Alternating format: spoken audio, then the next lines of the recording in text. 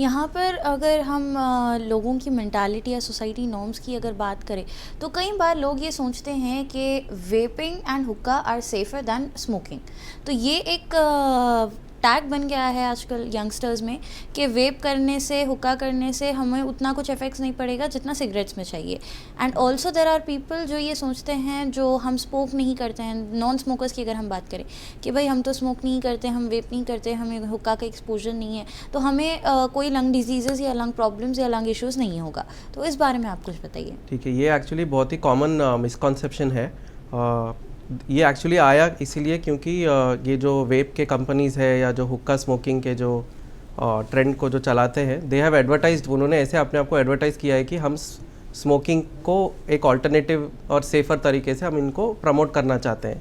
सो इसीलिए जो younger generation है उनमें ये ट्रेंड बन चुका है कि vaping is safer than smoking और hookah is safer than smoking. But in reality which is not true. See vaping में क्या है, it is nothing but flavoured nicotine, और इवन इफ निकोटीन फ्री भी अगर आप यूज़ करेंगे तो उसमें काफ़ी केमिकल्स होते हैं लाइक टेट्राहाइड्रोकैनाबिनॉइड और काफ़ी अदर हैवी मेटल्स यूज़ होते हैं which are not very safe for your lungs. So उससे we have come across few cases हमारे हॉस्पिटल में जो वेपिंग के वजह से आते हैं। उनको हमने देखा कि समथिंग कॉल्ड केमिकल न्यूमोनाइटिस बोलते हैं, which is actually life threatening condition हो सकता है।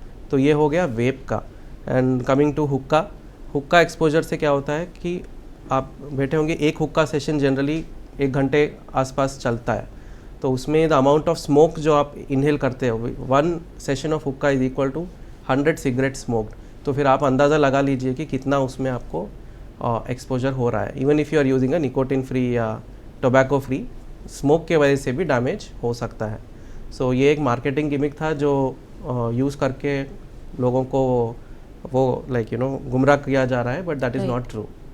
एंड वी हैव सीन, हमारे हैदराबाद में ही हम इतने केसेस अभी देख रहे हैं जो हुक्का और वेप की वजह से हमारे पास आते हैं।